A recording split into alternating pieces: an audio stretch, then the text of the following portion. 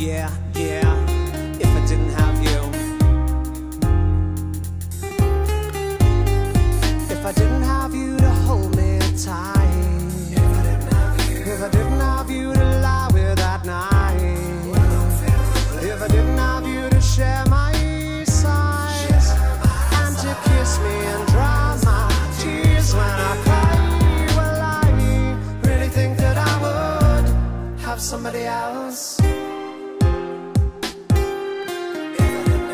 If I didn't have you, someone else would do. Your love is one in a million.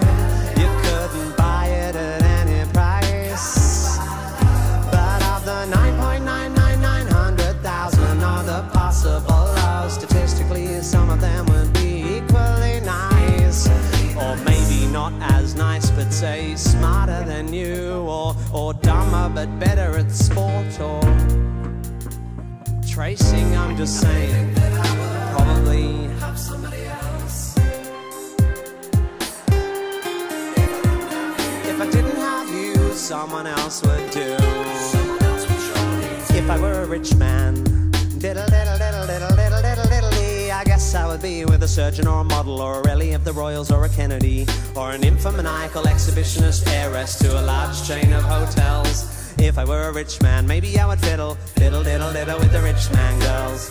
I'm not saying that I'd not love you if I was wealthy or handsome, but realistically there's lots of fish in the sea, and if I had a different rod I would conceivably land some. Even though I'm fiscally consistently pitiable and considerably less Brad Pitt than Brad Pitiful, am I really so poor and ugly that you think only you could possibly love me? And I really think that I would probably have somebody else. If I didn't have you, someone else would do.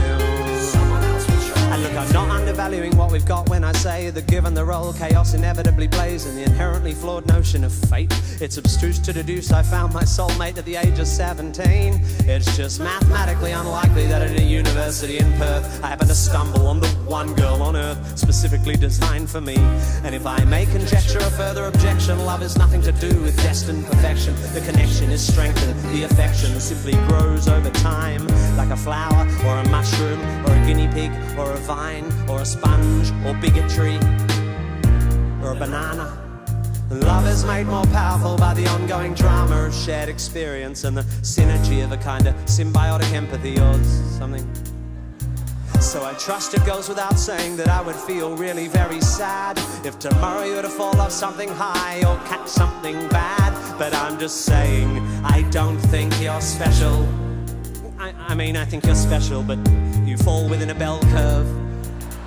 I mean, I'm just saying, I think that I would probably have somebody else. I think you are unique and beautiful. You make me happy despite being around.